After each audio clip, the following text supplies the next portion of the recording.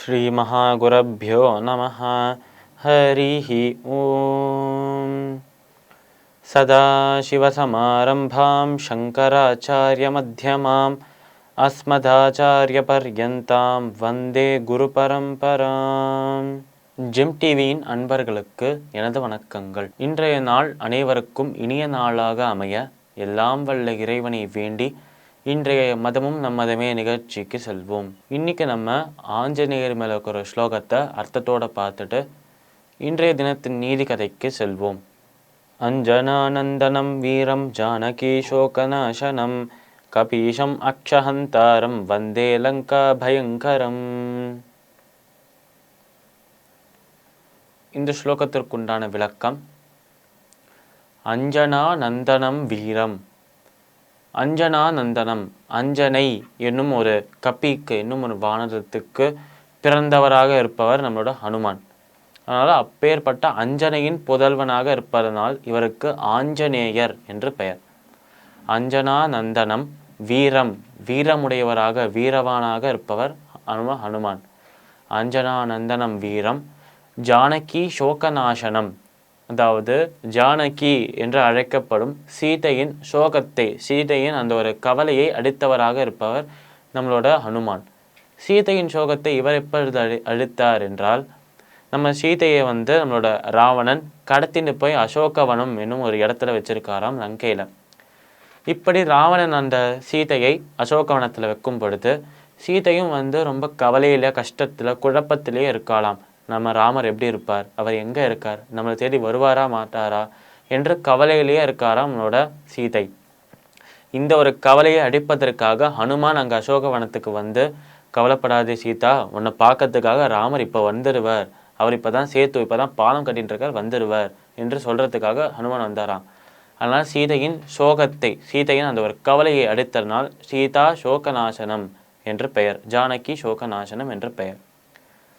ஜானகி சோகநாசனம் கபீஷம் அக்ஷஹந்தாரம், அதாவது கபிகளுக்கு, வானரங்களுக்கு தலைவராக இருப்பவர் ஹனுமான். கபீஷம் அக்ஷஹந்தாரம் வந்தே லங்கா பயங்கரம், நம்மளோட மனதில் இருக்கும் குழப்பங்கள், கஷ்டங்கள், கவலைகள் எல்லாத்தையும் அழிப்பவராக இருப்பவர் நம்மளோட ஹனுமான்.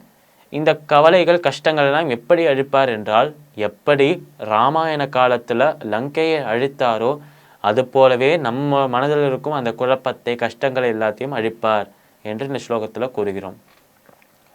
இந்த ஸ்லோகத்திற்குண்டான விளக்கம் இதுதான்.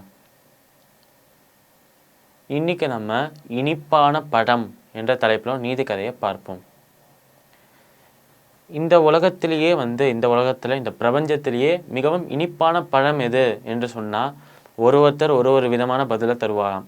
சில பேர் மாம்பழம் என்று சொல்வா, சில பேர் வாழைப்பழம்னு சொல்வா, சில பேர் ஆரஞ்சுன்னு சொல்வா. இந்த மாதிரி ஒருத்தருக்கு கருத்துக்கு, அவளோட அந்த கருத்தில், அவளோட ஒப்பீனியனில் ஒரு பழம் இனிப்பாக இருக்கும். ஆனால் இந்த உலகத்தில், இந்த பிரபஞ்சத்திலேயே மிகவும் இனிப்பான பழம், இது எல்லாத்த விட ஸ்வீட்டான ஒரு பழம் இருக்குது என்று இந்த கதை கூறுகிறது. அது எந்த பழம், அந்த பழத்தை எப்படி இந்த கதை மூலமாக நம்ம தெரிஞ்சுக்கிறோம், அந்த பழம் இனிப்பானது எப்படி நம்ம தெரிஞ்சுக்கிறோம், இந்த கதையில் அதான் பார்க்க போகிறோம். ஒரு வயதானவர் இருக்கார். இந்த வயதானவருக்கு ஒரு இளமையான வயதில் ஒரு வாலிபனாக ஒரு பிள்ளை இருக்கார். அதனால் இந்த வயதானவரும் அவரின் பிள்ளையாக இருக்கும் இந்த வாலிபனும் ஒரே வீட்டில் தங்கியிருந்தவரா. இந்த வயதானவருக்கு இந்த பிள்ளையை விட்டா யாரும் கிடையாது, இந்த பிள்ளைக்கு அந்த வயதானவர் விட்டா யாருமே கிடையாது. அதனால் ரெண்டு பேரை நாடி இருக்கும்போது, டிபெண்ட்டாக இருக்கும் பொழுது, ஒரு நாள் அன்னைக்கு சனிக்கிழமையாக இருக்குது. சனிக்கிழமை என்று சொன்னாலே பகவானை, விஷ்ணுவை, பெருமாளை வழிபடுவது ரொம்ப உகந்தமான ஒரு நாள் சனிக்கிழமை. அதனால் அன்னைக்கு அந்த வயதானவருக்கு பெருமாளை வழிபடணும், அவரை வேண்ட வேண்டும், அவரிடம் என்னோட பிரார்த்தனைகளை செலுத்த வேண்டும் என்று ஒரு மனதில் ஒரு ஆசை வர்றது தான் நம்மளோட இந்த வயதானவருக்கு. இந்த ஆசையை சொல்லி அந்த பெருமாளுக்கு சமர்ப்பணம் செய்யறதுக்காக, அவருக்கு நெய்வேத்தியம் செய்வதற்காக பழங்களை வாங்கிட்டு வா என்று சொல்கிறார் இந்த வயதானவர். இந்த வயதானவர் சொன்னதை கேட்ட உடனே இந்த இளமை வயதில் வாலிபனாக இருக்கும் இந்த பிள்ளையும் போறானாம் வீட்டை விட்டு வெளியில் வாங்கிறதுக்காக.